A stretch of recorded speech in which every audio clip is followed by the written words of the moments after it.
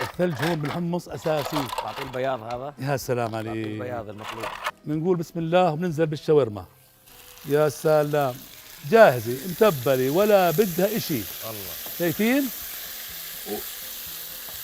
شاورما نبيل ما إلها البديل. والله ما إلها بديل. الحمص بنقعه قبل بيوم وبضيف عليه شويه من البيكنج سودا او الكربونه.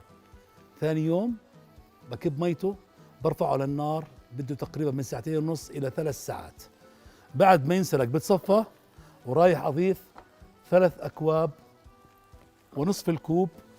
حتعمل او لا بدي احط 4 أكواب، لانه ما شاء الله الفود بروتستر تبعت سونا بتاخذ 4 أكواب بالراحه. فبنحط سنة ثوم على الحمص.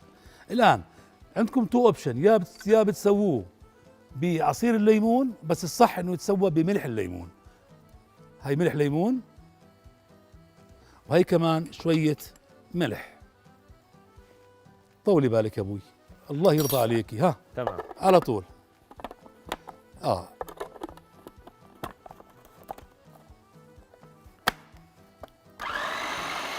اخلص.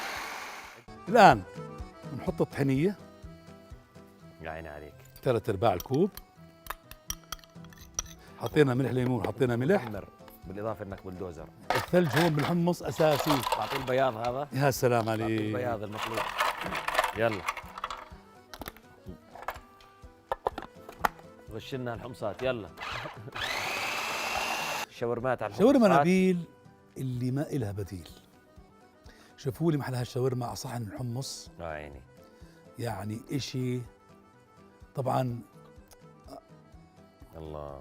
كيلو شاورما اللحم من نبيل 1/4 كوب زيت مازولا، 3 أكواب حمص مسلوق، بدنا 1/4 كوب حنية من كارفور، وربع كوب ثلج، ملعقة كبيرة من عصير الليمون أو ملح الليمون، ربع سن ثوم، وربع كوب من البقدونس. بدنا كمان بصل وسماق وصنوبر وفلفل أسود.